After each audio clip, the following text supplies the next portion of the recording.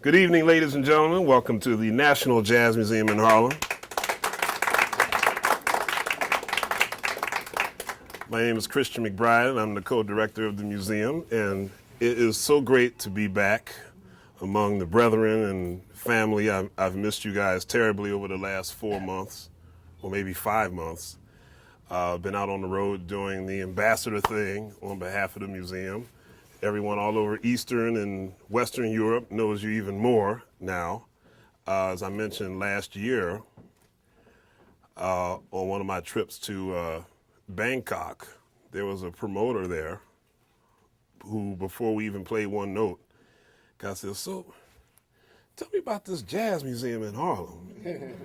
I said, "You know about it?" I said, "So, you're all over the world now. We are really, really doing it to death, and thank you all for coming this evening." And to my right is a true living legend on many fronts, not just as a musician and as a composer, but this man has had a journey that I'm sure many of us would not survive. And we're going to dig into his heart and dig into the mind of the great Pat Martino. Pat Martino.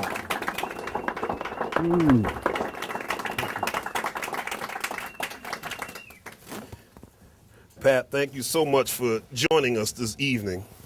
It's always a treat to see you, buddy. It's really a pleasure, and it's the real thing is jazz, because I have no idea where we go from here. Me neither. Oh, uh-oh. Too much love. Too much love. All right, we're good. So I'm yours. I'm yours. All right. 3, 2, 1. Yeah, I don't know where we go either. I guess somebody will just give us a note and we'll vamp, and eventually we'll find a melody. Well, you said something about the museum itself being a significant place here in Harlem, and there's an irony to it, since Harlem itself is really the museum. Yeah, and this right. being the nexus that brings every point together into a nucleus of authenticity, and I think that that's a tremendous opportunity for me and an honor to even be invited this evening. Oh, Pat, I think it's safe to say that any organization or any club, any stage, any place where people can come and enjoy and or worship a great artist, you're always a person who would represent the highest level of artistry. Thanks, Christian. And as a person.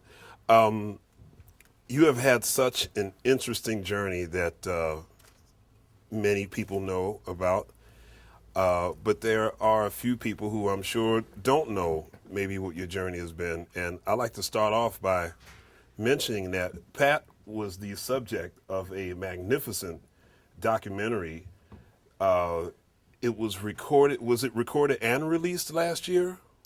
There are two. There was one originally that was released in approximately 1996 or 95, and it was originally titled Open Road.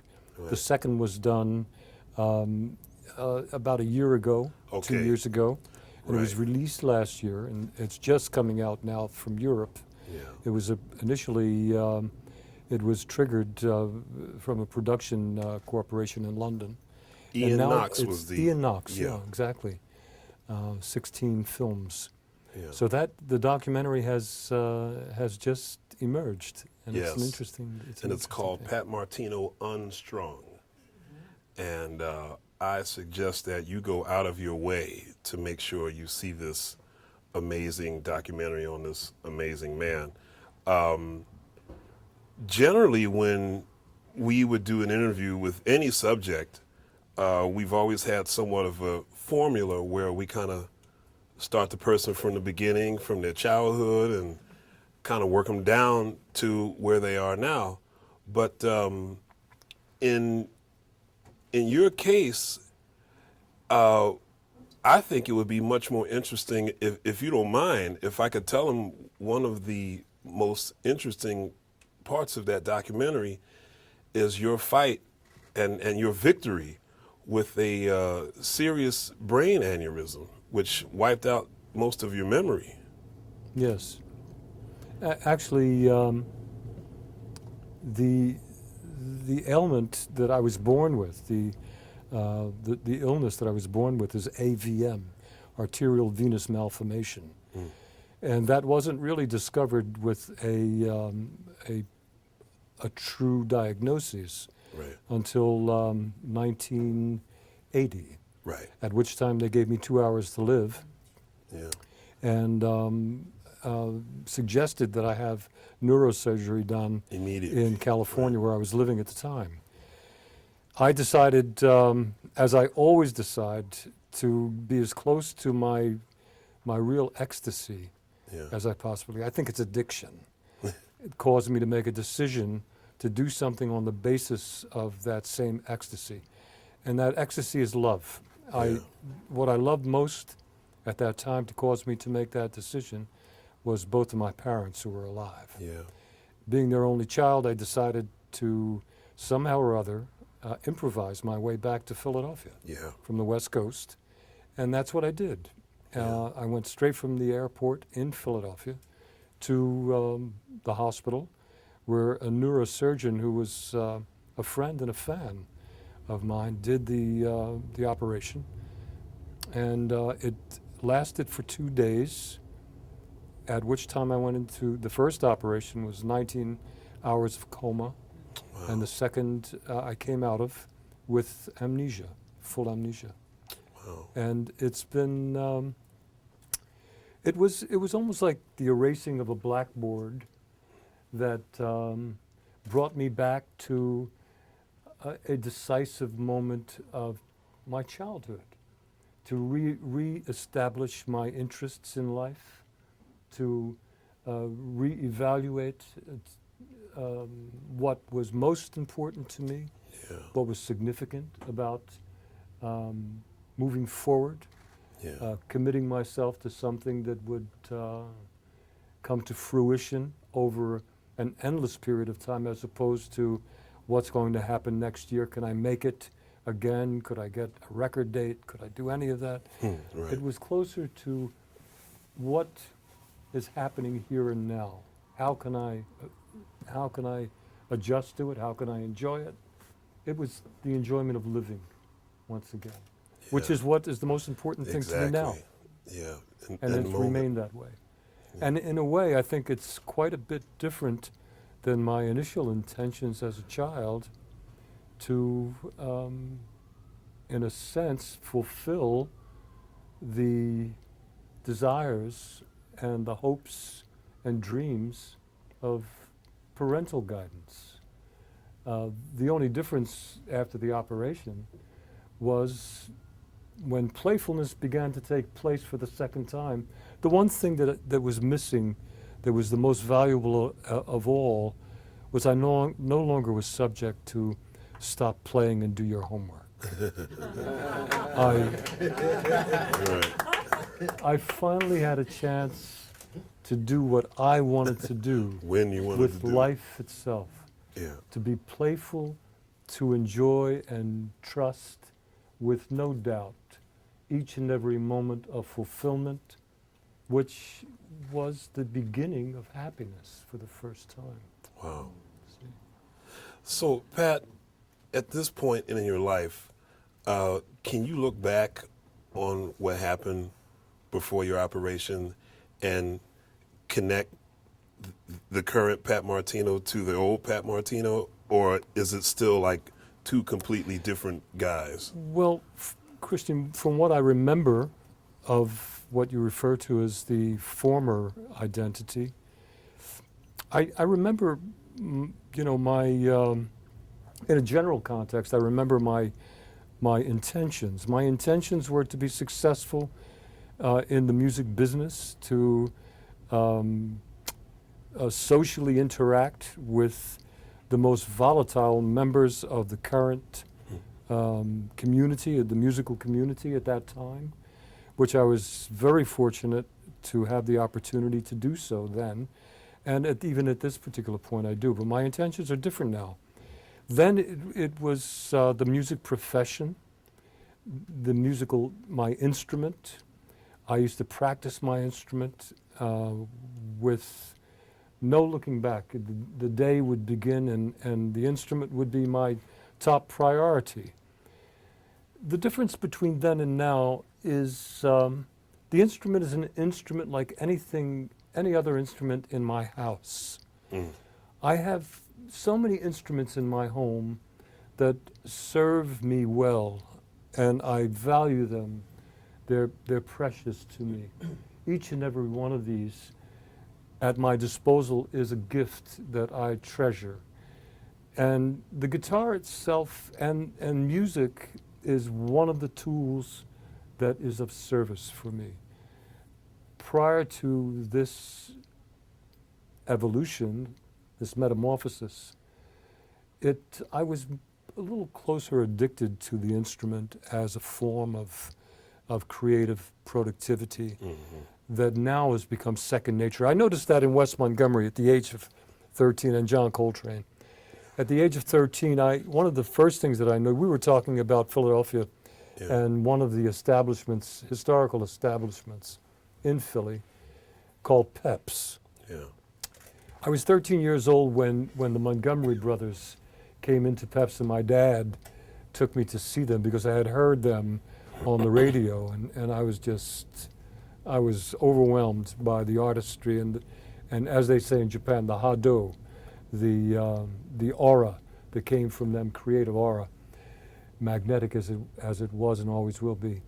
And Mom and Dad took me to Pep's, and we sat at the bar, and what I noticed most of all was the compassion of Wes as an individual.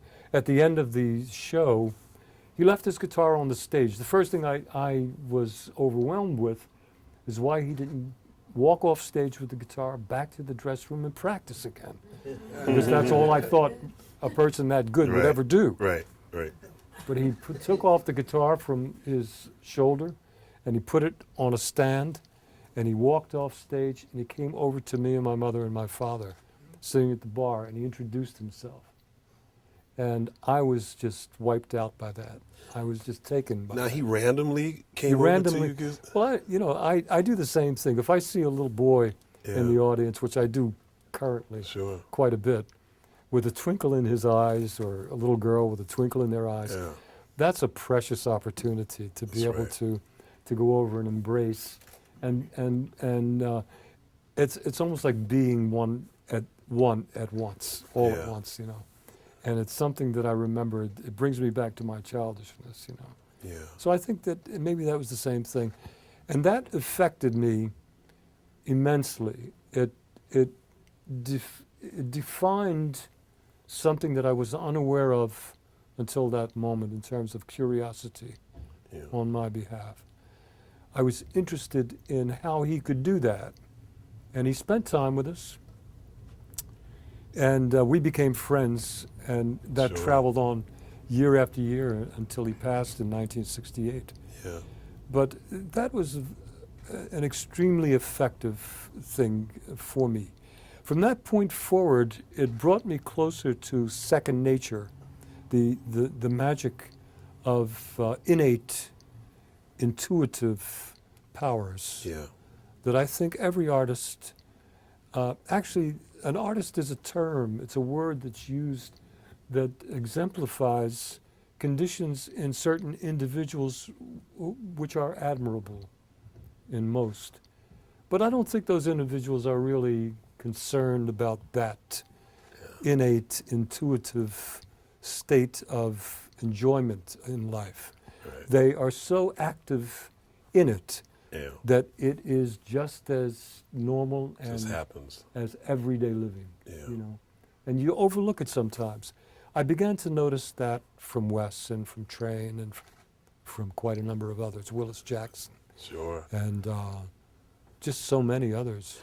Well, I want to mention that Pat and I were featured together on a CD, which I've been told is a classic, and that's called the Philadelphia Experiment. Sure. Pat and I did a project with the great keyboardist Uri Kane. That's right. And the drummer from the Roots, Questlove, who was one of my best friends growing up as a kid. And that was my first time getting a chance to work with you. And of course, not too long after that, I had the honor of recording on your Think Tank CD. Think Tank, sure. But talking about Philadelphia a little bit, I think we'd be remiss as Philadelphians originally and as artists not to talk about Philly. And you mentioned Peps, and of course I would always hear stories about places like the Showboat, Sure. Just Jazz, and the Bijou Cafe, and all these great places in Philly. Also, I found it interesting, we both discovered that we really weren't that recognized by our hometown until after we left our hometown. Very much so, yeah. Right. Talk about a little bit about the atmosphere in Philly, just like, all of the great guys, like we mentioned the great pianist Eddie Green, Sure. late great pianist Eddie Green, and the late drummer Sherman Ferguson, and Odine Tyrone Pope. Brown, and Tyrone Brown, Odine sure. Pope, Sure. Trudy Pitts. Trudy and Bill Carter, sure. Now, he wasn't known as Mr. C back then, right? No, he was. Bill Carney. Sure. Oh, he was. Okay. Don Patterson, the great Don organist. Patterson. Well, Don was originally from Columbus, Ohio. But he lived in Philly. He eventually, he eventually resided in Philadelphia as home base. Yeah. What is it about our hometown? I have personal feelings about Philadelphia, and to me, it was a suburb of New York. Right. It was close enough. In fact, it's closer than certain points in Long Island. It would take me sometimes 3 hours to Right. come in from Oyster Bay, and it would take me an hour and a half to get in from Philadelphia. Right. So I would think that it's, for me personally, since I'm here so much, it's a suburb. And I do think over time how the progress of productivity in terms of population on the East Coast, we're going to have a mega metropolis area right on down the East Coast. Yeah. And I think that they're beginning to intermesh closer and closer and closer and closer. So I see it as a suburb in that context. New York as to well. Washington, D.C. is going to be one big city. One big city. Yeah. Yeah, I really do think so. Right, right. Now, your father also played guitar. My dad was an amateur player. Actually, there's no such thing as amateurism when enjoyment is what the Right. instrument produces for you. You know? Right. So he enjoyed the instrument as part of living, Yeah. So And I didn't realize you were also an only child. only child, yeah. Oh, Sure. my goodness. And your father was also very crucial in kind of helping you get back after your operation, correct? Because in the documentary, I think I remember your dad saying, come on, play, and you're just like, no. Yeah, in a way, there is no value with regards to right or wrong, good or bad. Right. It's these are polarities that eventually, the more objective an individual becomes, the less realistic those two facets of definition are. What he found necessary to insist upon constantly was for me to re-become what I used to be. And that to me was extremely painful and extremely, I was really negative to wanting to participate in that. And in a sense, it magnified my own procrastination during those periods of recovery. And to procrastinate was to sit back and ponder what you want to do with your life. Well, that's what you're doing with your life. Right, right. And that's what procrastination is. Yeah. So I procrastinated for quite some time. And I think the volatile nature of avoidance on my behalf from doing something that someone else wanted me to do caused me to make a decision that originally I did as a child. I lost myself in my favorite toys. And at this point, my favorite toy became the guitar again. It's the only toy that was always playful for me. So I got back into the instrument almost like a place to meditate, a place to be by myself and not worry about anything and to lose myself in it. Yeah. And that's exactly what I did as a child. And again, it came back to do your homework. Right. But now it was you saying it to yourself. Now it was me saying it to myself, primarily because the one thing I did miss was social interaction and wanting to come back out of my recluse. Yeah. You know, and so it's all has become the music business, the recording industry, music itself as a form of entertainment has become second nature to me in terms of my my intentions. And my intentions are to use these things as a vehicle to learn more about myself and what makes me happy in life, and to sing about it. Once I find out more about it, I have the instrument in my hands, and I can express myself in this way. Yeah. So it's a form of, it's a vehicle for expression. Music is a vehicle for expression. In fact, everything is a vehicle for expression. All Absolutely. things are that way. And I love that. I just love that. Yeah. One thing I was dying to ask you about to hear you kind of get into was your time playing with Lloyd Price. Well, I don't think a lot of people know you played with Lloyd. sure. What's the They were personality? some of the greatest days of my existence, my earlier years. What I do remember. I went with Lloyd Price at the age of 15, going on 16, and I remember the bus that we used to be in, a 1948 bus, school bus, with no heat in it, and the foolishness of the lack of experience when you'd put newspaper in a can when it got so cold. And suddenly, lit it up, right? and lit it up, and suddenly the bus was full of smoke, and everyone was on the highway, freezing, cold, you know.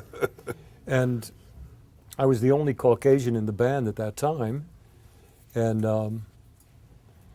we would go toward Mississippi through the South, and I would go into the store and get 36 hamburgers, and 18 Cokes, and 13 coffees, you know, and one by one take bags back to the bus. Wow.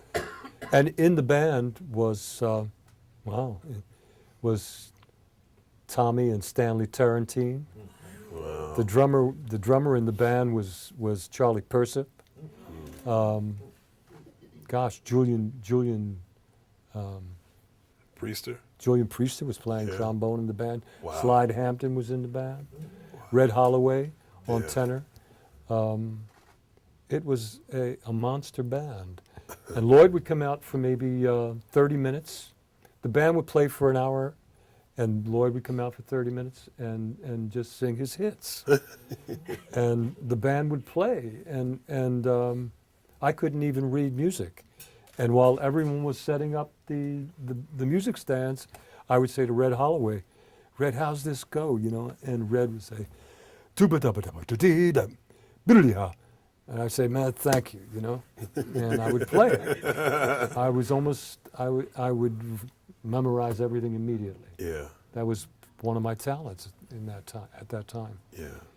And that was a great experience. That's how I met Willis Jackson. Sure. Now, I love the story about how your parents called Red Holloway, right? Yeah, sure. They said, "Take care of my boy." Him, yeah. Sure. Take care of him.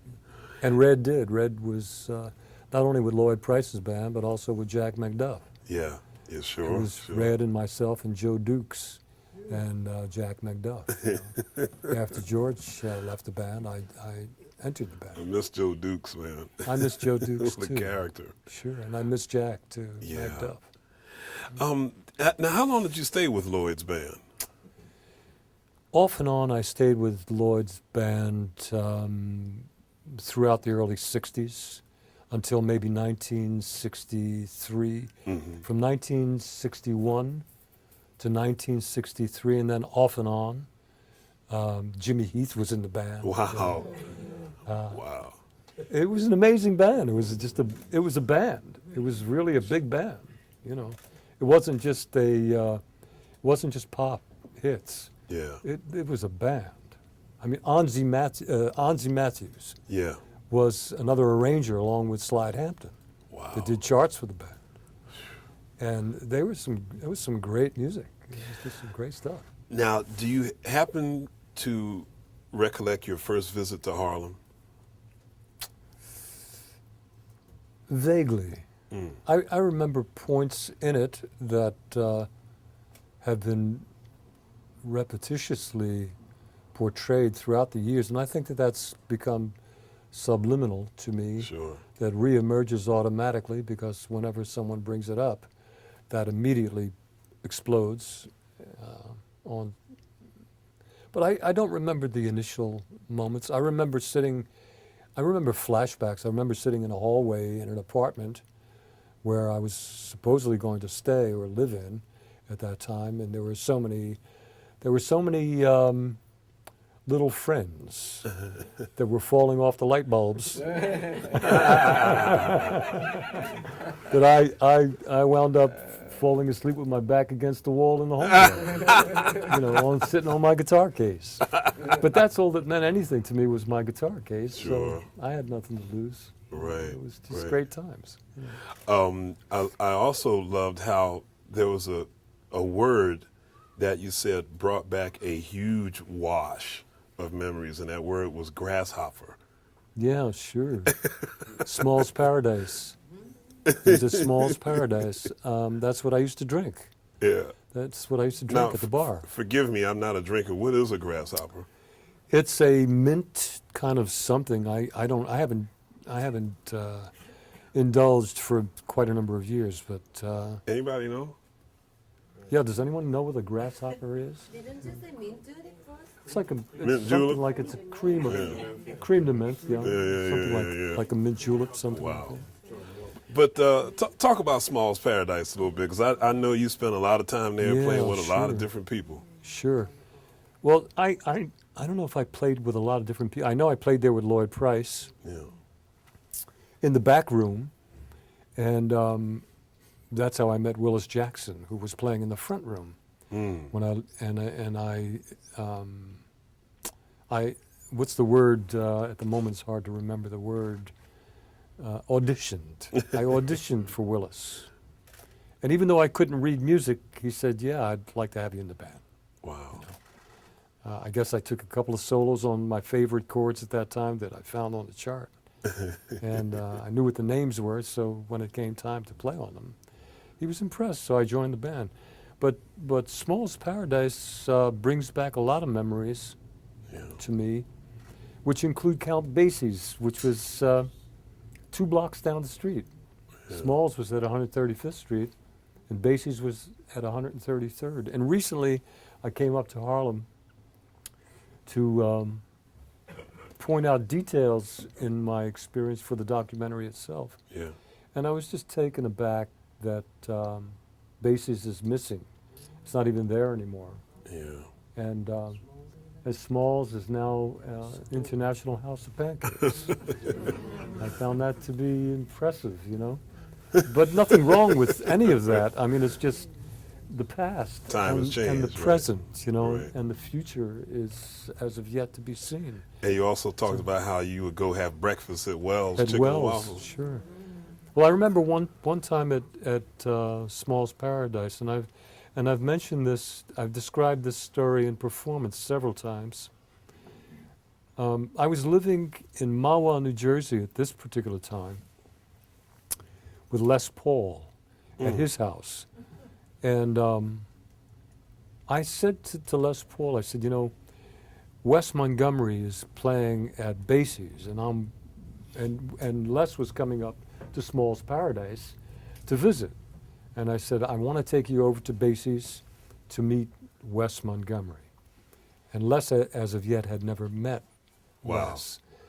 So on my break which Les came in.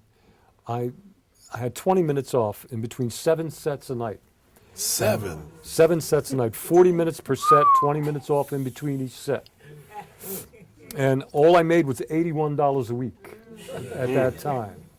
And I remember my dad, I was told that my dad had a few moments with Willis, and he talked him into raising me up to $101 a week.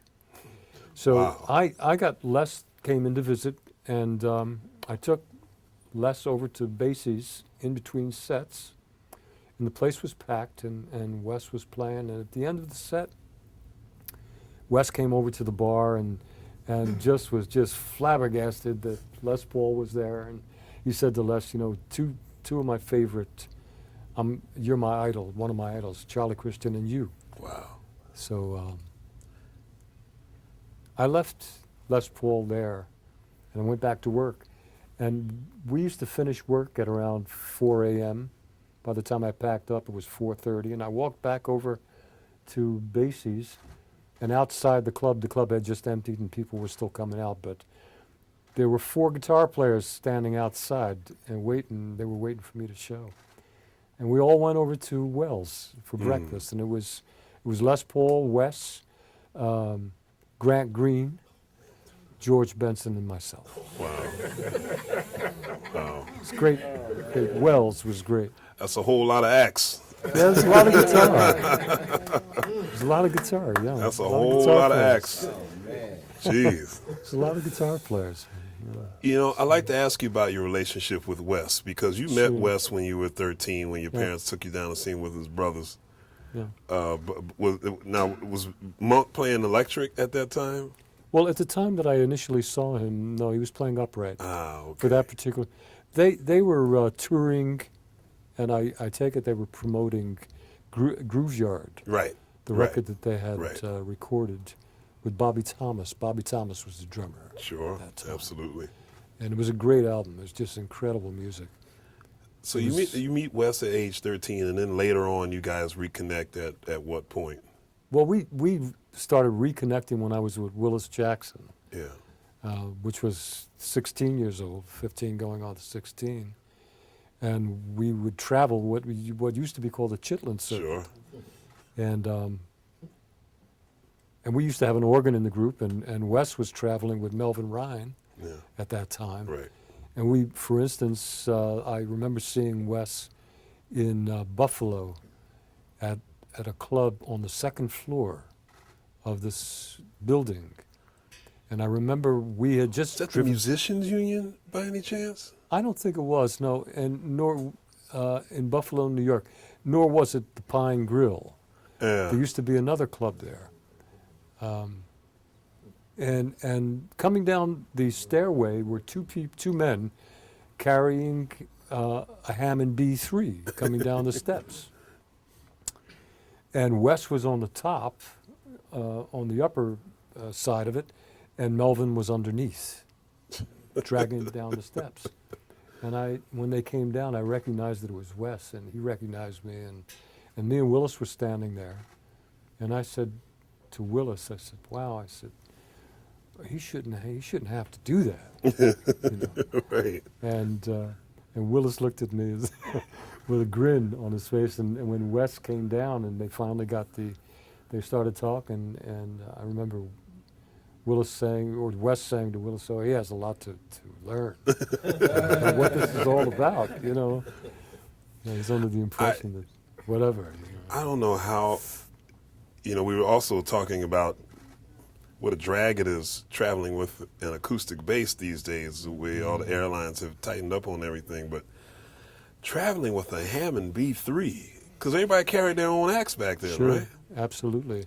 I remember with Don Patterson and Billy James, the trio that we had, Yeah. we used to have a 1965 or 1966 van, and the Hammond B3 would be in there with the Leslie, and there was only 2 seats in the front, Right. and I would be on my back Right. on top of a blanket which ran across the top of the B3 with a uke. And I would just be fiddling on the uke, and they'd be arguing in the front while they were driving up the highway. You know. And Yeah, you had to hold on tight when you I went had to around a hold- curve, right? Yeah, they were incredible days. But you know, there's something that I find most valuable that I don't know. I often give thought to whether or not, in a general context, whether musicians, you know, musicians. And just for definition, what I'm about to describe is the same thing that we all think about when we say cab drivers, when we say politicians, when we say attorneys, when we say you know, any of the general terms that we use for professions or careers, as opposed to the individuals and their nature as individuals, as prime moments of experience, you know. I often wonder if musicians miss what I recently have begun to experience and catalog with value in it. I find myself at an airport and there's a delay in flight, or I find myself with problems that include the safety of the instrument that I'm carrying, that I'm dependent on. Actually, dependence itself is an issue that I have an interest in learning more about at all times. So, you know, I'm in line and the flight is delayed and I have deadlines and I'm getting pushed up little by little, and I know I'm going to miss the flight, and along with me are the other members of the ensemble, and periodically we're all complaining about the incompetence and the lack of proficiency in terms of the personnel that is in function at the airport. And I see a whole line of people doing the same thing. And then I see an older woman or an older man. Sometimes I see a child do the same thing with a smile on their face and total happiness for the moment. And they're pleased at anything, and they're not really taking any of that seriously. And when I saw that at a certain point, it dawned on me, wow, this is like a lesson in patience. It's a lesson in temperance. It's truly of value because I can't really do one thing about achieving something that is not meant to be achieved under these conditions. Yeah. What's meant to be achieved is to enjoy my life. And here I am, not enjoying it. Yeah. And now why is that? And why would I blame someone else for something that I have no control Right. over myself? So I find that, you know, being second nature, the profession and the career has to take its place as just something that's so easy. I sometimes at master classes begin a class or begin one stage of development in that class with a question to the student body, and that is, how many of you have driven an automobile? How many do you drive? In fact, I'll ask all of you the same thing. Raise your hands. How many of you drive a car, know how to drive a car? My question, like there are questions from the students for the instrument that was chosen for that particular project or that event. My question to them was, do you remember a time when how long it took you to learn how to manipulate that instrument, that machine? Do any of you remember how long it took you to learn that? Did it take you a long time to learn that? Did it take you? I've been playing for over 50 years, and when I pick up the instrument, it's new, and it's fresh, and it's always stimulating, and I'm always struggling to do something I never did before with it. Yeah. You know, and it takes the dedication to be able to achieve that. But that didn't happen with the car. I learned the car, and what was similar in terms of now with this instrument and that instrument is learning to use it without taking any time to think about it when I'm not using it. I don't practice driving a car. I never practice putting the key in ignition, or I never practiced the steering column, or any of the functions on it. And I often wonder why students of musical instruments subject themselves to the demand of something that should take no demand. That's something that is within them as playfulness. Yeah. The only thing that is different now, after once it was learned, is now what do I do with the process? What do I do with knowing how to use this tool? Where do I want to go? And why do I want to be there? And can I get there safely with it without injuring someone else in the process? Right. All of these things are the reason that this is what I'm studying. The music is something that is a blessing as a form of communication that I take for granted as latent, as a blessing that is so precious to me that it's spiritual at this point in living. That's beautiful, Pat. You know, you reminded me of a story that Wayne Shorter told me once.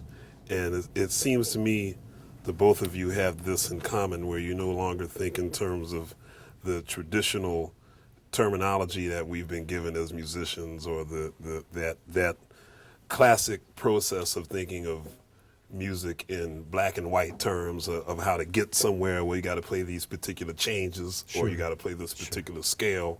It's now on a much grander human scale now. And I remember doing a gig with Wayne. I was subbing a gig for his bassist, and we had no rehearsal. I didn't know the book.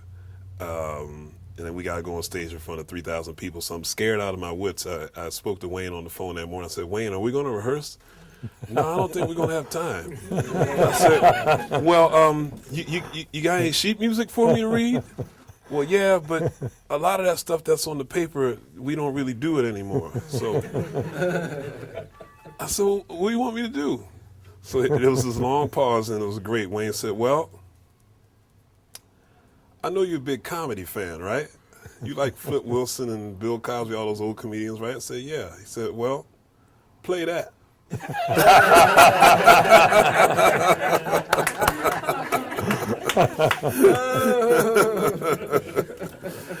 And just from working with you so often, not nearly often as I hope to, but I know that'll be rectified soon, but I've always felt that same, such a grander horizon working with you. You know, I don't get that feeling of, okay, make sure you nail this change the right way, you know, make sure you stay on top of the beat. You know, I always get this sense of playfulness, that the kind of the human spirit, which is what matters the most. I think so. I think so. There's something that I find most interest in the study of, that transcends its division into different forms of education, or different forms of commercial marketing, in a sense, commercial marketing. You know, one of the things that I think is very interesting, at least to me it is, about the study of music.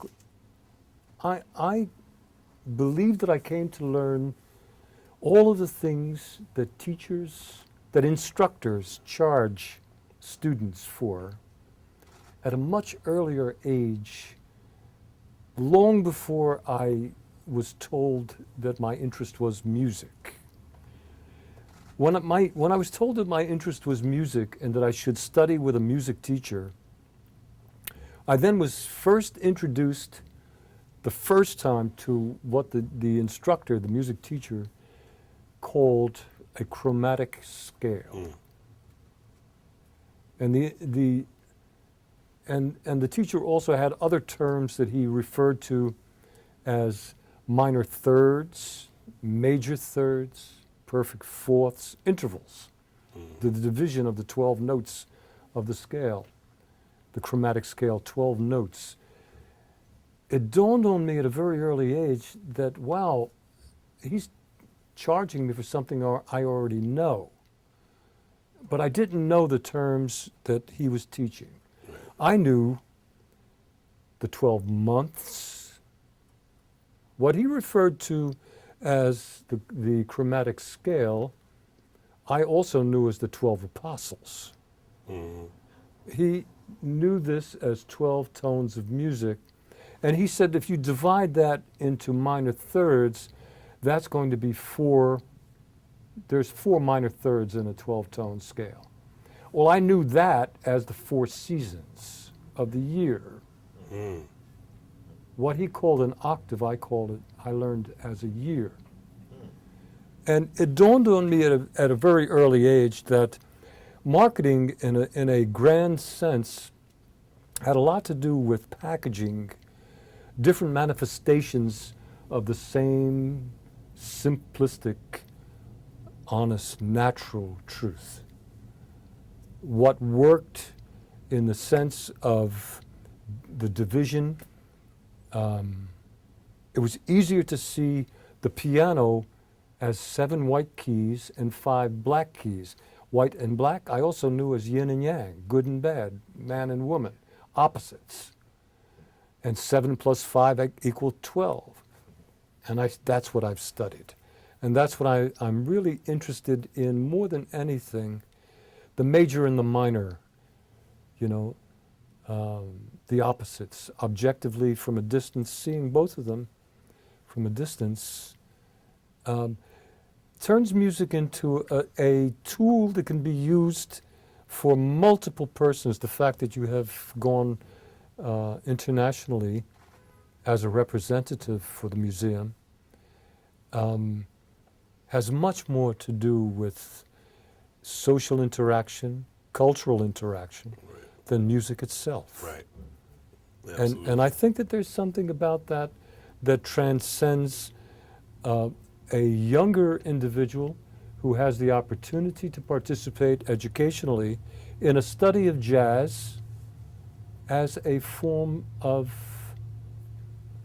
as a profession, primarily because being subject to the music industry as being packaged to be sold in that context is not enough to be able to move forward in multiple directions that are taking place today with the expansion and the evolution of technology itself.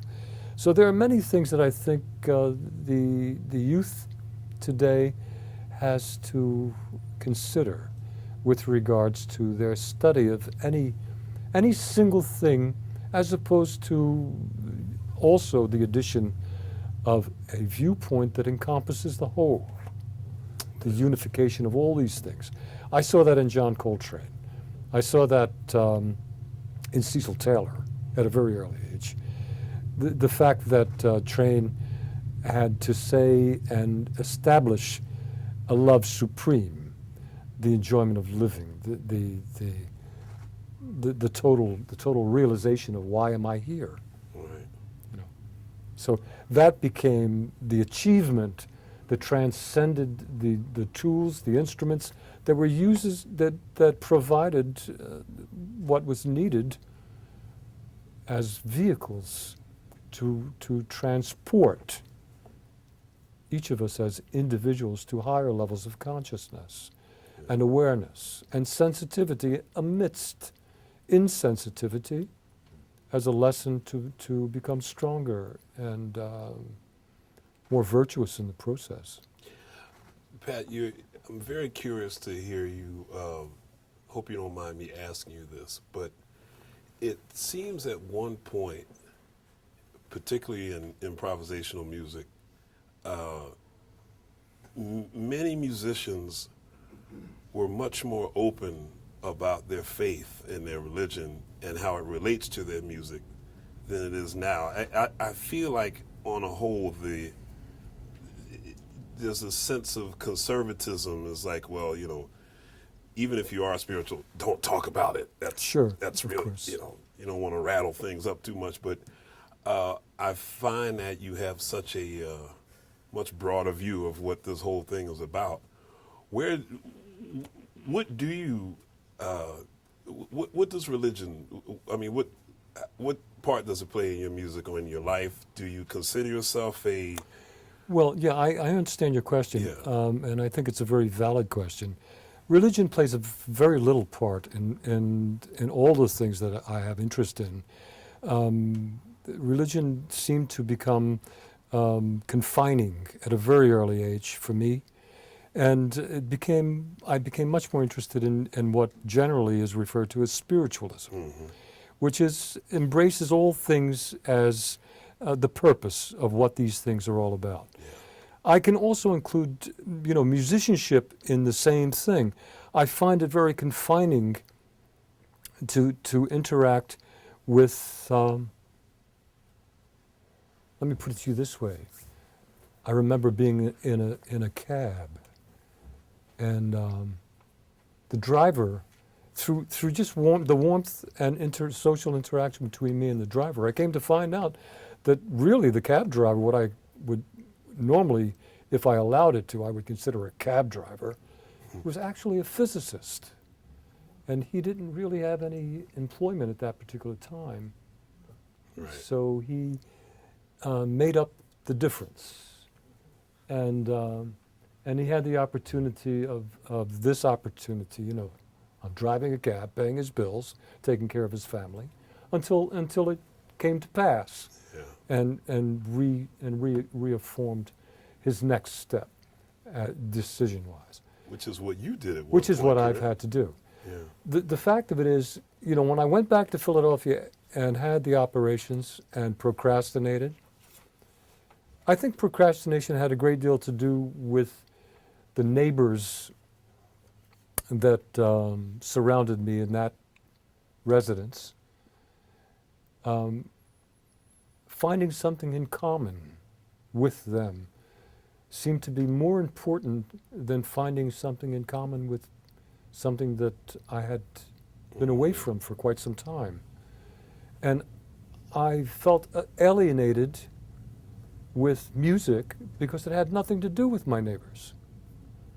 And I was more interested in the smile that I received from my neighbor than I was coming back to New York City from Philadelphia, looking up old friends, which some didn't even exist anymore, had passed away, Yeah. transcended. So it was very confusing at that time. I was more interested in now than in whatever came next, Then, right. Oh, yeah. or whatever happened before. Right. I was more interested in now. And that's the change, most of all, the change. So the same thing went with religion, coming back to your question. It was an established package, which could be, in a sense, the same thing as musicianship, as a career. As a career, it's an established package of rules and regulations, of opportunities, of co-relationships, professionally speaking, that would allow opportunity to emerge according to those standards, and which, in a sense, also at the same time alienated any of its surroundings and forced the individuals to maintain their social position in that package. And I find that confining, as well as a musician, as well as I would as initially as a specific branch of religion. Yeah. Thank you for that. You're welcome. I'd like to back you up a little bit and ask, what does a guitar god such as yourself, as you are rightfully known as, what were some of the earliest recordings that you can remember that really just grabbed you and made Guitar you think? boogie. Guitar boogie? Yeah, guitar boogie. And also Les Paul. Sure. Les Paul. And of course, the music, what children want friends.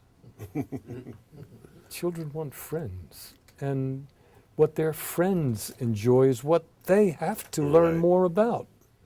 To participate with their friends and to learn how to enjoy each other. Of course, that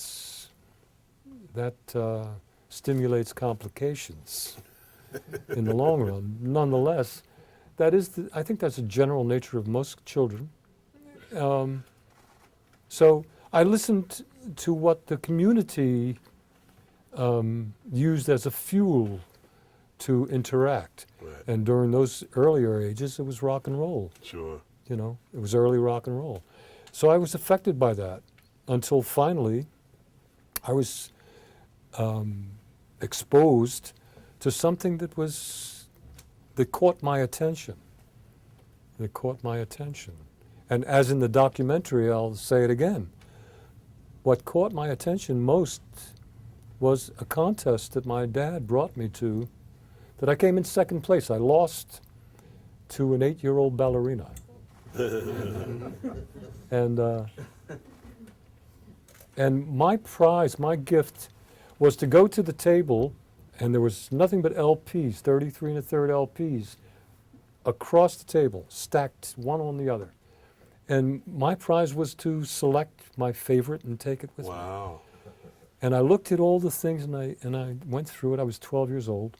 And I went through and I saw all these album covers, all like flashing a rainbow of colors and presentation, you know, album covers. Wow. These must be important people, you know, wow. And Frank Sinatra and Dean Martin. And then I saw one album cover that was black and white out of all of the ones that were full color, you know. And I said, wow. And I went over to it and I looked at it. And there on the cover was Donald Byrd and Gigi Grace. And I said, I want this one. I wanted the opposite of what was there for me. I wanted the one thing that I wasn't supposed to maybe go to, but that's what stuck out most of all. I didn't know what was on it, but I knew it was different than all the rest, and that's what I wanted. Yeah. So I took that and I took it home, and I didn't want to play guitar, I wanted to be a trumpet player. And my father said, no, you can't do that because you're going to ruin your lips and you'll never have a kiss again. So stay with the guitar. Stay with the guitar. You'll Plus, more girls like the guitar, right? Yeah. Pat, I wanted to ask you if you could talk a little bit about, I think, one of the unsung heroes of the organ that you played with, Don Patterson. I've always felt that he was an unsung hero of the instrument. I don't know, you know, I can't say that Don, I don't know how that feels to consider Don an unsung hero because I sang with Don. And to me, he was one of the most proficient individuals on that particular machine. He was just prolific. Yeah. Again, I've always found it more interesting to study the person than what they teach. When I went to a teacher, I studied the person, not the curriculum. The curriculum seemed to be second nature. It seemed to be similar to all the others, like the 12 months, the 12 right. tones, the whole The thing. 4 seasons. The 4 seasons, Right. yeah, minor thirds. So Don Patterson, I remember Don for other reasons. I remember Billy James and Don with other implications than their musicianship. Yeah. The musicianship was so easy for them that what's to talk about? You're right. It's just automatic. Yeah. It's automatic and it's profound. Yeah. When it emerges, it's second nature to them. Yeah. So, as far as not receiving the recognition that he deserved, I don't know, because I gave him the highest recognition that I've given anyone. And so I can't participate in the feeling about that. Sure. Personally, it didn't work that way for me. Yeah. I experienced them at the highest level as a learning experience and a love experience in my life that can never be forgotten. Yeah. And that can always be respected, you know. Yeah. You, before we take a break, I also wanted to ask you if you could talk a little bit about another one of your dear friends and teachers, Willis Gator Tail Jackson. Yeah. Willis Jackson caused me to learn the importance of leadership.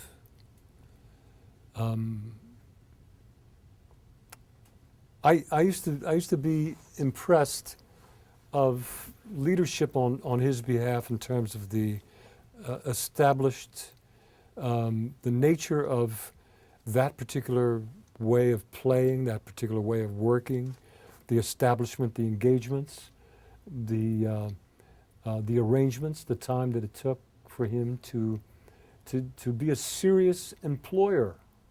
I was one of his employees. He was one of the first individuals that brought my attention to the similarity of any other employer, as opposed to just another musician.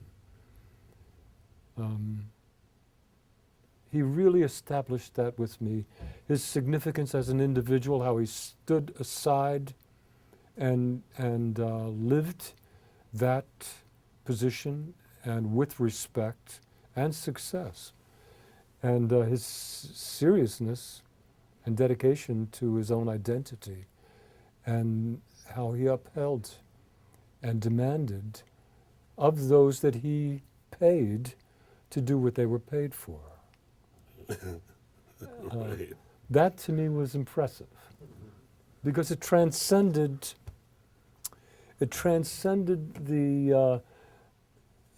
game that most musicians fall prey to with their soloistic nature. In other words, did you hear that? Mm-hmm. You know, check this out. Right. It had nothing to do with that. It had nothing to do with that. Do you listen to, don't you listen to so-and-so? No, it had nothing to do with that. Right. Right. It had everything to do with an elder, an adult, who, like any other adult, is part and parcel of the United States of America in the midst of survival, in the midst of our culture, in the midst of the demands that it has socially, economically,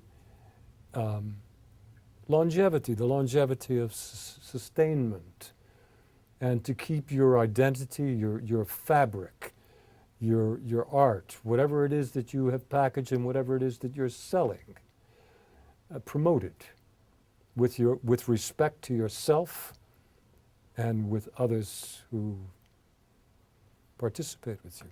Yeah. That's what I learned more from Willis than anything else. Yeah. What a great musician. I've never had the opportunity to meet him, but I love listening to him on recordings. Now, we are going to take a quick break, but I do have to ask you one more question. Please, about feel one free. other person who I know is very important to you, and that's your lovely wife, Aya. Wow. The first time I had an opportunity to meet you in person, I've always noticed that, you know, you two are very wonderfully giddy together, you know, We are, like yeah. teenagers. We are. We always are. How did you guys meet? I was in the process of a 10-city tour through Japan, and the final engagement on that particular tour in '95, the end of '95, was Tokyo, and that's where we met. Actually, at the end of the performance, I was requested to come to the forefront of the concert hall, and there was a long table there, and I would be there and I would sign some autographs, and I enjoyed doing that. So there was a long line of folks that enjoyed the performance, and one by one, couples and singles came one after another, and I spent a moment with them and signed an autograph, or sometimes took a guitar and signed my autograph on someone's guitar.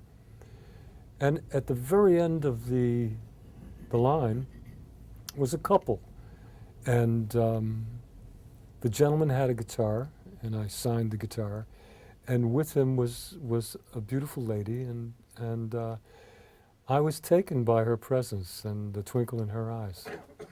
And I said to the band after we left the side of the building to avoid the front with people waiting outside. I said, I really, I guess I won't see her again, but I was really affected by this lady.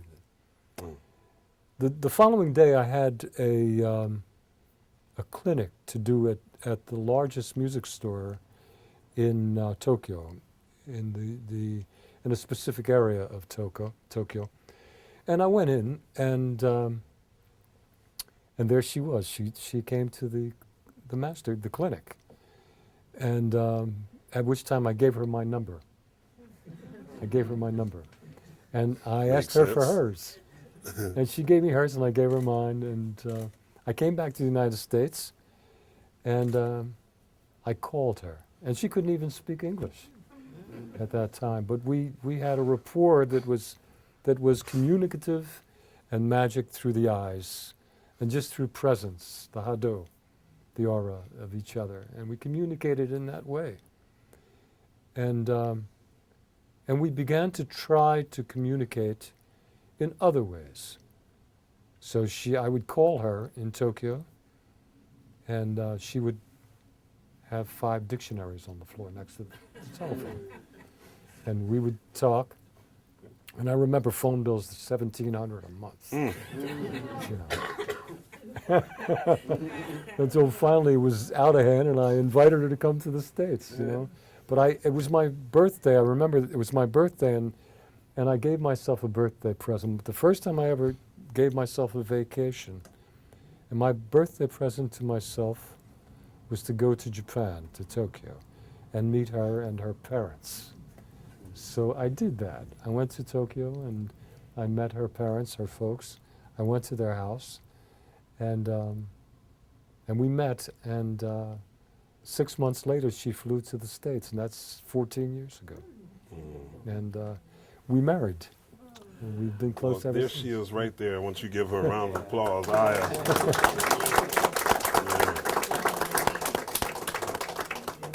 yeah, you're on camera.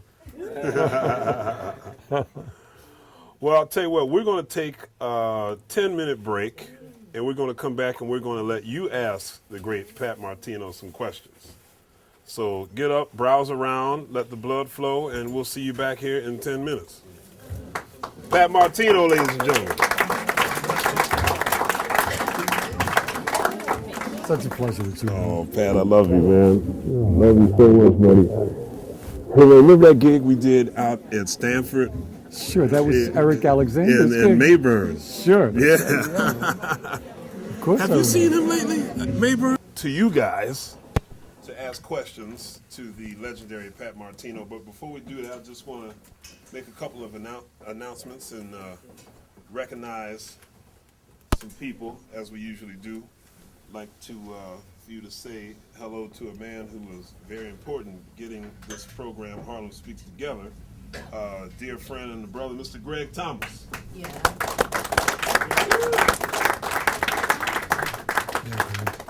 So many people here I want to recognize, but I'm just going to recognize the big 3 tonight. The gentleman who keeps the motor running around here in the office every day, Mr. Brian Glover. Where is he? New Orleans. And ladies and gentlemen, please give a round of applause to our executive director and big cheese, Mr. Loren Schoenberg.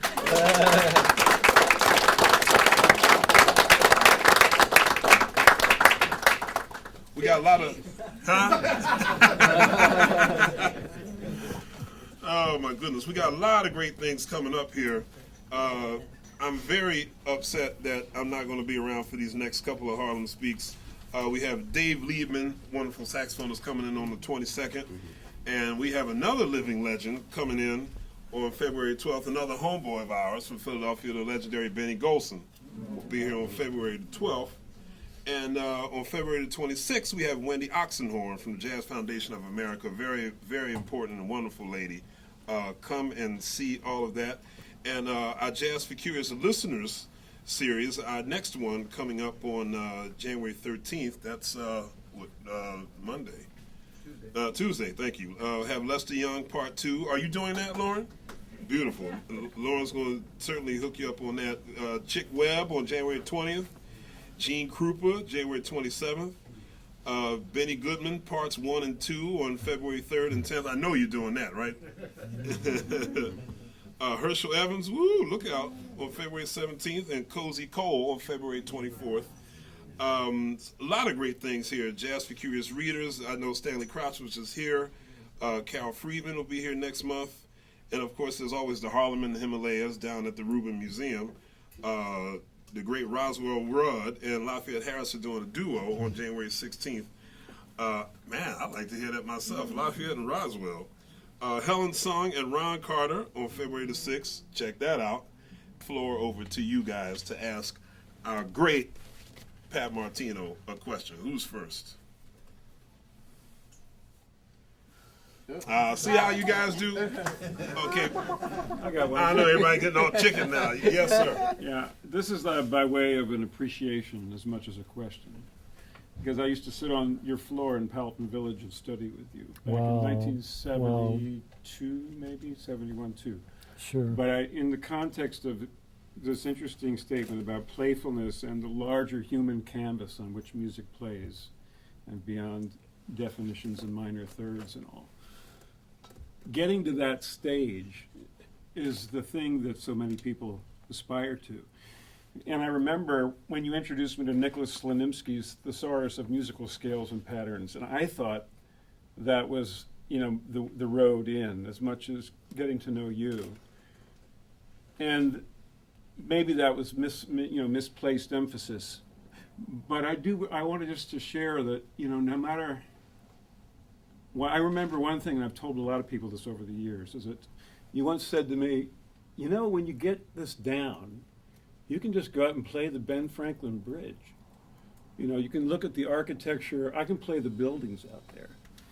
And that, for me, was a really interesting moment.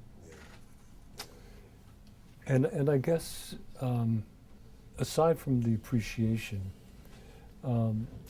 what questionably comes to the forefront is, how do you do that?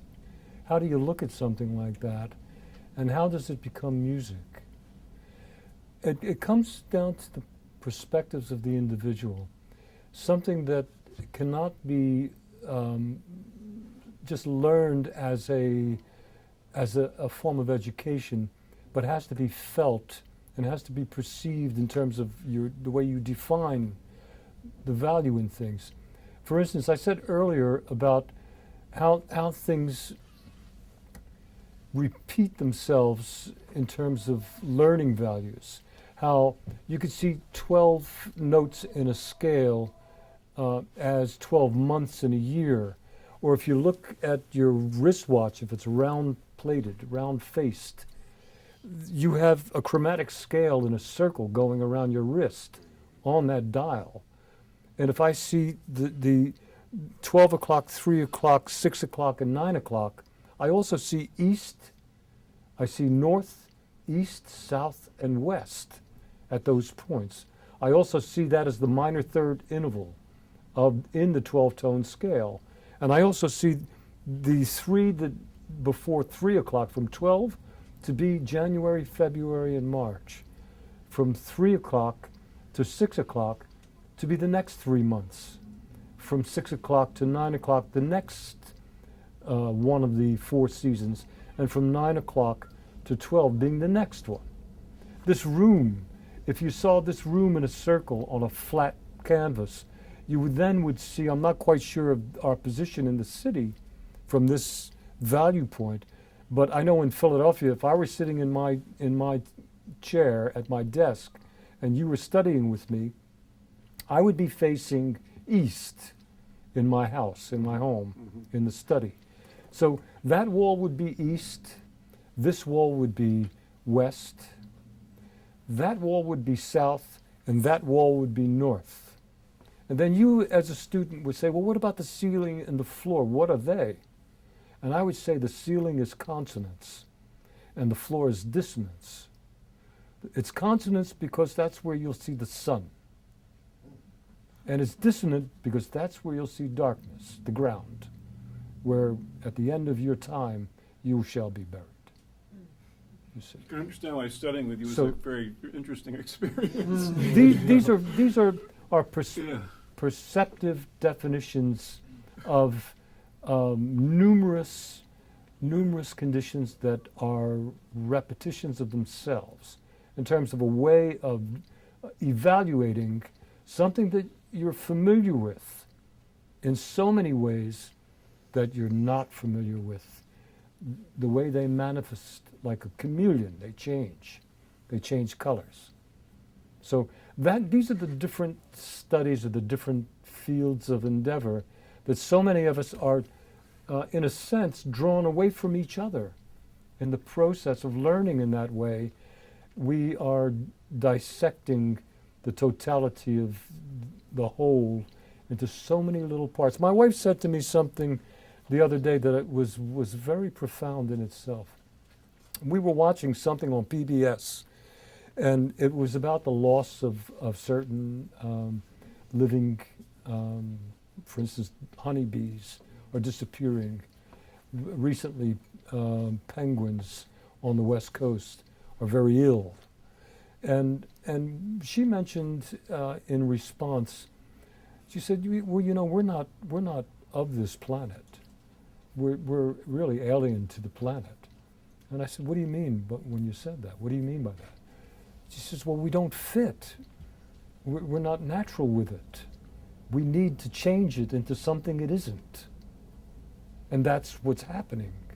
We're now beginning to feel the change that the planet is beginning to refuse in that much quantity. So there are many things that we lose sight of in the process. And I think that the Slonimsky, the study of scales and intervals in that context, is a formal, it's a formal process. It's one of them. You know, not only there's Slonimsky, and there are other ones, but I think it's up to the individual as to what he or she is beginning to appreciate, to be part of all the things instead of just one being the only thing, you know. So, yes.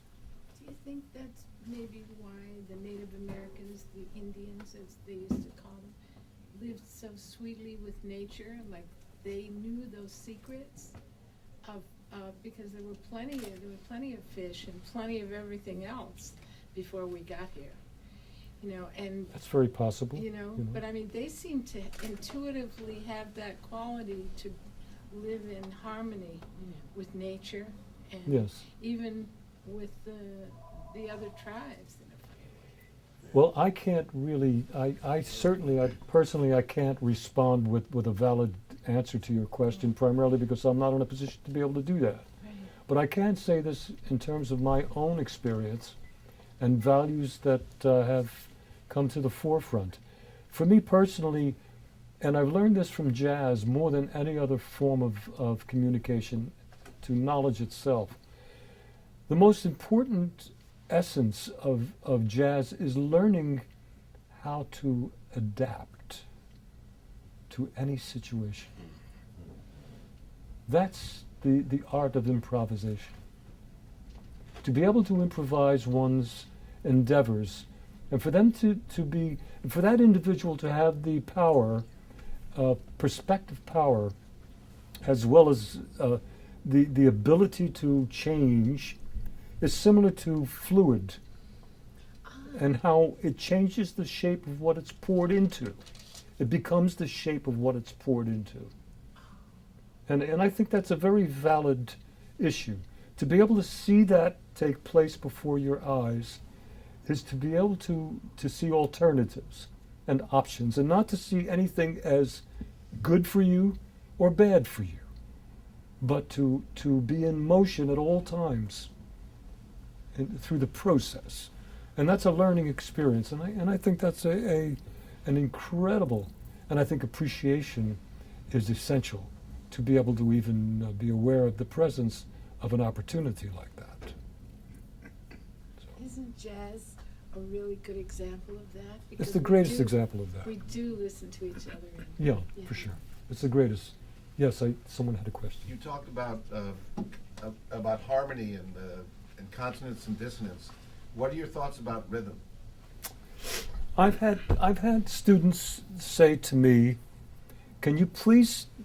Is there something I should know to be able to comp and rhythmically to be able to be a little bit more strong in the way I interact with other players in the group?" Well, it's impossible for me to focus an answer upon the facets of that person's dilemma. It's a dilemma, and I'll tell you why the dilemma came about. Primarily, my belief is that we all are rhythmically profound. Each of us are. The rhythm that we each have separate from each other is the rhythm of our heartbeat, the rhythm of our pace when we walk, the rhythm of our pronunciation, how we pronounce what we think and what we feel. It has a rhythm. When we begin to consider the confinement of being something we are not, which is now to turn what we are naturally blessed with, which is the rhythm of life itself, into something that is congratulated on the basis of fitting in to that particular profession or that particular idiom in a profession. In other words, the rhythm of a rhythm and blues guitarist is a lot different than the rhythm of an avant-garde player, which is a lot different than a bluegrass player, which is a lot different than a classical performer.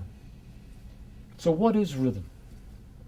Rhythm is what is, in my opinion, of course, is what is demanded for one profession that is marketed to sell in that field of the market.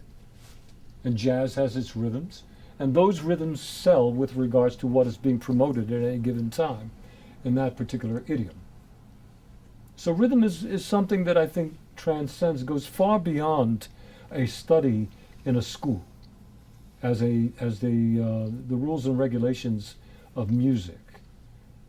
And I think that's something that has to be seen from a distance, under conditions that are not subject to falling prey to the procedure itself of education. Yeah.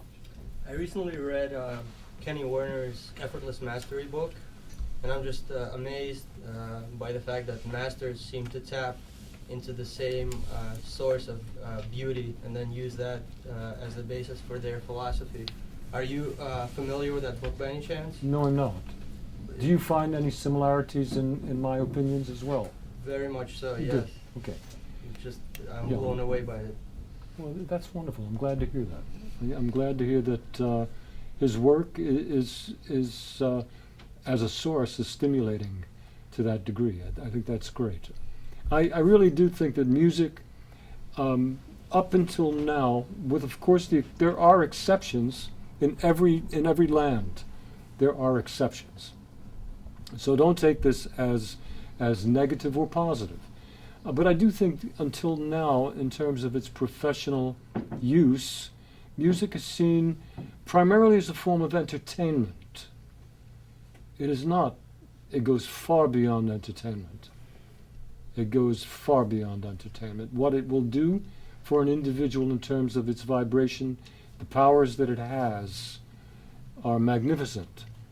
And I think that this is up to the individual's decision, whether or not he or she would like to participate in this. And you can find some of the manifestations of these ecstasies in certain forms of music. One of them is gospel. You can find that in gospel music. But you can find that in many other forms of music as well, that goes far beyond just the entertainment of it, where spiritually and sonically within the individual, something is ignited that transcends the profession that was of service to it. So I was taking a shower this morning, and one of the words that came to my attention under the spray, under the flow, was trying to remember. I can remember the word that followed it as, oh, that's that. The word was being. The word was being. And now I'm trying to remember. That's one of my side effects of the operations, retainment. It's very difficult sometimes to retain the past. And I'm forced to see that as a benefit. Because it forces me to pay more attention to here and now. Something I never did when I was a youngster. Primarily because I was too busy doing my homework. Pat, did you ever get to know Coltrane personally? Yeah, I did. Yeah, what could you know at the age of 14? How could you know at the age of 14? But I met John at Dennis Sandoli's. Wow. I had the opportunity from my dad, brought me to Dennis Sandoli at the age of 14, and I studied him until the age of 15, a period maybe of 6 months, 6 to 7 months. And I met Benny Golson there. I met James Moody there for the first time, and I met Train there, and I spent moments with Train. He took me to a deli on the corner. No kidding. I sat with Train, and I had hot chocolate and toast. Wow. And yeah, I had some precious moments with Train. Wow. I was more interested. I learned more about the people than I did about what they did to survive. Sure. How they adapted to the moments that what they were doing. And that to me was astounding. That was an astounding experience. So education to me, I find education on the basis of knowledge in itself, information. I find it extremely valuable. That's where we get back to Nicholas Slonimsky and others of that stature for formal training. And again, back to the objectivity and subjectivity. We get back to yin and yang. We get back to something else that's similar to both, which is the front door and the back door. And I see those who graduate high school into college and go as far as a PhD in what they do. They've achieved recognition from the front door in. And those who are exceptional icons, who have entered through self-teaching and through a magnificent awareness of similarity in all things, from complexity to simplicity, from an objective distance, have entered through the back door. And they both reside in the same place now. The few who do. And one participates in the establishment in such a way that there's support for it to continue, offering entrance into a higher level of knowledge and awareness, and the other offers the other side of it, the intuition side of it. And I think that both are needed, just like the front door and the back door are entrances and exits to the same place. I think that's an extremely valuable condition. Oppositions. Yes. Mr. Martino, I wonder, in the same way that in your study of music, you had to go through a formal process. You were mentioning that particular book. And at some point, it becomes second nature, to use your term. I'm really wondering about this very spiritual way of seeing life. Is this something that did you go through any kind of formal, when I say formal, I don't mean school, but I mean any type of study of specific texts or specific spiritual modalities? And are there specific spiritual practices that you engage in that Absolutely. enhances that understanding from an experiential place? Absolutely. And if so, could you give us a little? Sure, I'd be insight on happy that? to. Thank you. I'd be happy to. First and foremost, I think it's human nature to be under the impression that a study of such things as this are similar to a study of religion, spirituality, specific religions, or what have you. There's a word for a study of all religions in terms of an equality of the nexus of spiritualism, which is the point where all points meet. So let's get to the point where all points meet. So we don't have to go through different pathways or different halls in the house. There are many rooms in the house, but they meet at one place. And the greatest place of all is love. And one of the greatest things that I've been studying about that word, and it's really a word, it doesn't in any way represent what it encases in terms of its what it manifests as.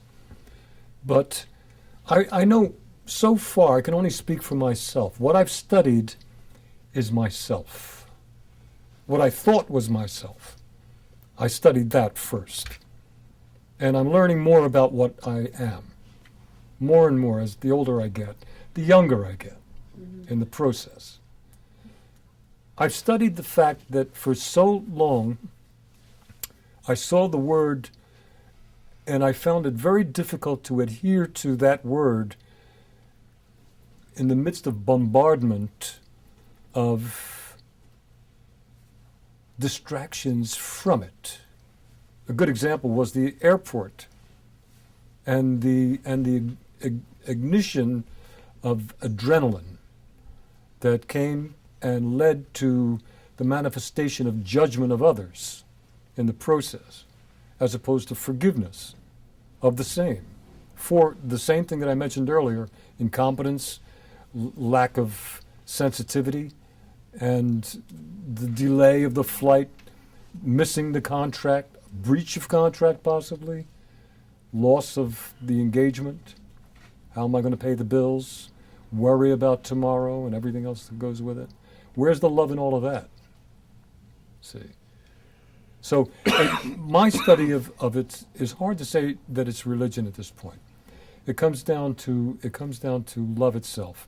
I remember that it was important for me to receive love from other people, and it was also important for me to give love to other people. That was a knowledge that I had been exposed to since childhood.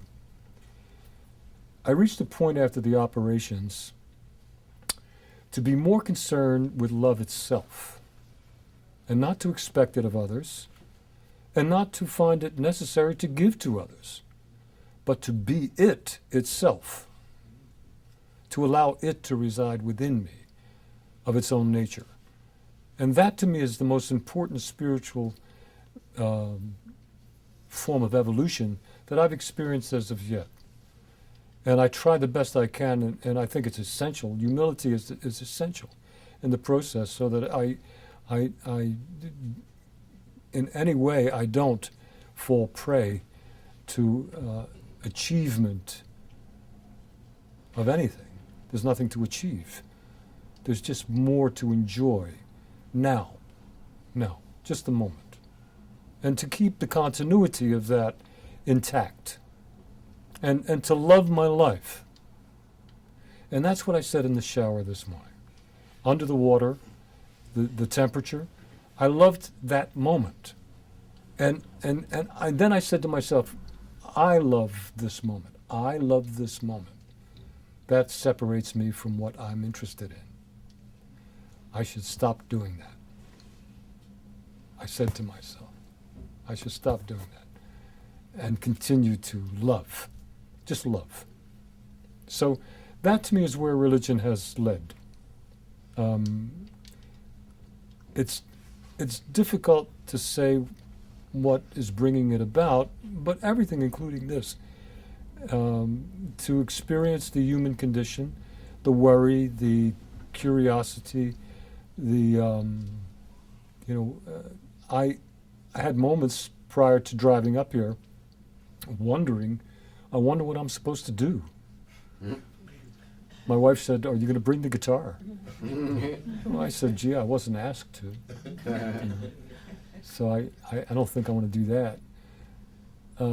And throughout the entire day, it was to enjoy the moment, no matter what. Driving, everything. Just the love of life is the most important thing. And it's easier that way for me. So that's what's become religious to me. The word love and the condition that surrounds it and what I consider it to really be. And I think all of us are dealing with the same curiosity about life.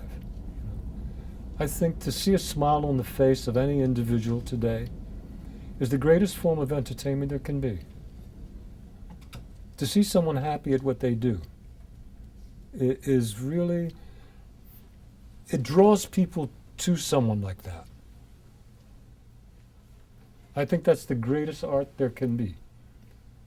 And I think everyone will go to see someone when everyone else is complaining about how bad things are. And there's someone in the midst of all of this that's happy. I think that's an amazing situation. Yeah. Can you share a little bit more about how these insights that you're sharing with us now relate to your current relationship with your music and playing with your fellow musicians? Sure.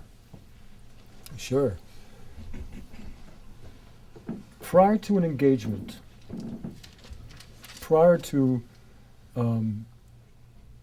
meeting new individuals, a new meeting, the first time playing together, a different ensemble, a different instrumentation, a different quality, different identities, different relationship.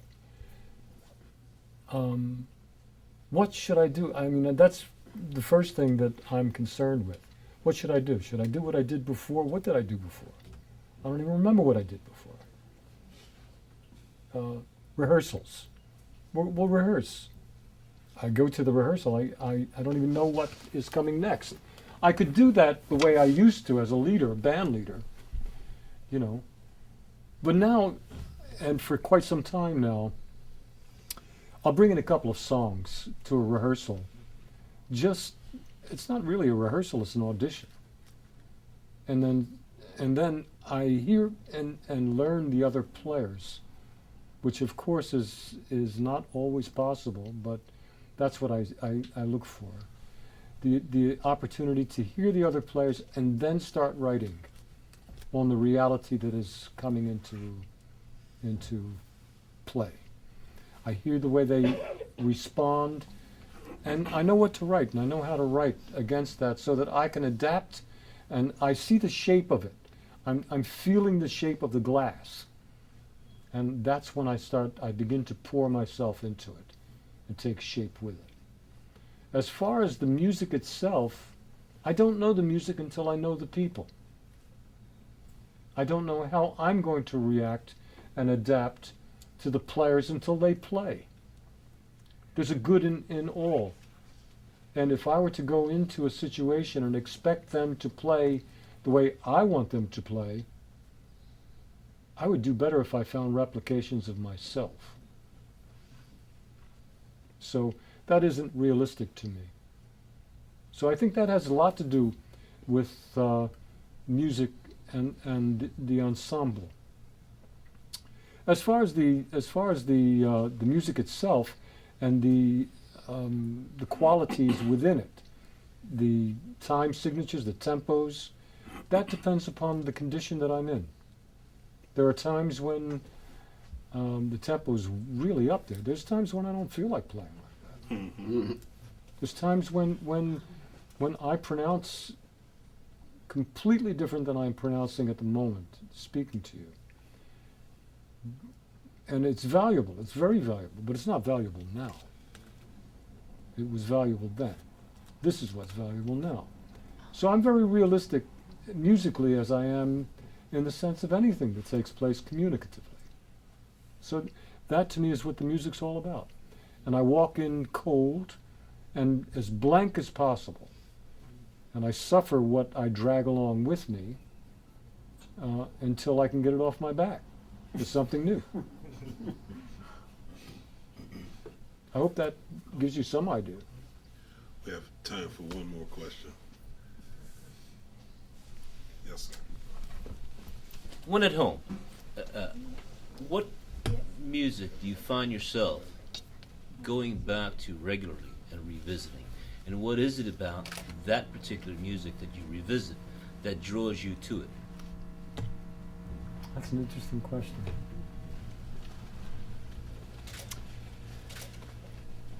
When my wife and I first met, she didn't speak English at all.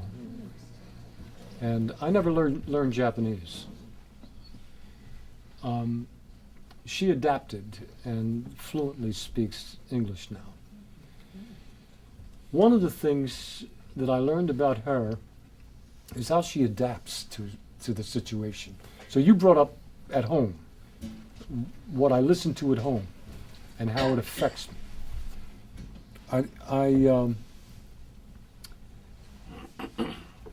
She wanted to learn how to play guitar. So it's taken me a number of years, in the 14 years we've been married, to help her to teach herself how to play, to stay out of her way, and to offer the presence of how I enjoy the instrument in her presence. And she's learned from that. So the music I listen to at home is the music we play together. Every morning I awaken. I'll go up and make some tea for her and a cup of coffee for me. And when the tea is ready, after both of us separately are a period of meditation privately, she'll come up when the tea's ready and we'll play guitar together. And she's getting better and better at it. And one of the main reasons why she plays guitar as well as she does, and as seriously as she does it to heal a problem that she has with her spine. And that's why I get involved totally, to participate in healing. And that's another thing about music that I began to say earlier. The music was not meant for entertainment alone. I worked for a while when I received an award. I forget which award it was in 1995. Musicaires. It was for Musicaires. I was given 1 year as the lead representative for Musicaires. And during that year, I went from hospital to hospital and worked with, in terms of therapy, with terminal patients. And I learned the importance of what music did, the magic of it, how it really affected, especially myself in the process, how it affected me even more, far beyond a form of entertainment or a career to seek a professional success in. It became much more powerful and meaningful in other ways. So these are the forms of music that I listen to at home. Of course, I also listen to other things as well. Recently, I'm really enjoying Gregorian chant, quite a bit of that. and I enjoy a lot of 21st century classical music. Both me and the missus were enjoying The Planets, Holst, on our way here today, as we were driving up the turnpike, coming in. Berlin Philharmonic. It was magnificent. It was magnificent. Gosh. I don't know what to say. There are so many things, whatever is happening at the moment. But there are no particular pieces that you find yourself continuously revisiting because you have a desire to re-listen to it? Recently, I've been listening a lot, repetitively listening to a recording of a choir that is, the recording is called Stillness. Aya, do you remember the name? Stillness and silence? Something like that. It's some beautiful, it's a beautiful choir. I don't really work hard to remember names and album titles. And I listen to that every morning when I take a shower. I love that in the background. You know? I listen to that. I don't remember, at the moment. But I listen to whatever it is, and of course, all of it is at the highest quality. I mean, there's something, I have a standard in terms of what I listen to. And if it doesn't meet up to that standard, it's of no interest. I have no interest in it, unless it's something that I can't control. Because if something's playing in the background, and I have to listen to it, and I don't like it, then I listen to it for a different reason, to learn more about myself and how much I can adapt to that situation. There you go again, right? Yeah, so there's always a value in everything, no matter what. Absolutely. Pat, sadly we have to take it on out, have to play the coda, but we thank you for being such a illuminating spirit. It's such a pleasure. Always, Such a Pat, pleasure. and I'm always constantly reminded of how I get that same feeling from you listening to you, and especially playing with you. I'm looking forward to the next time soon. Me too, buddy. Pat Martino, ladies and gentlemen.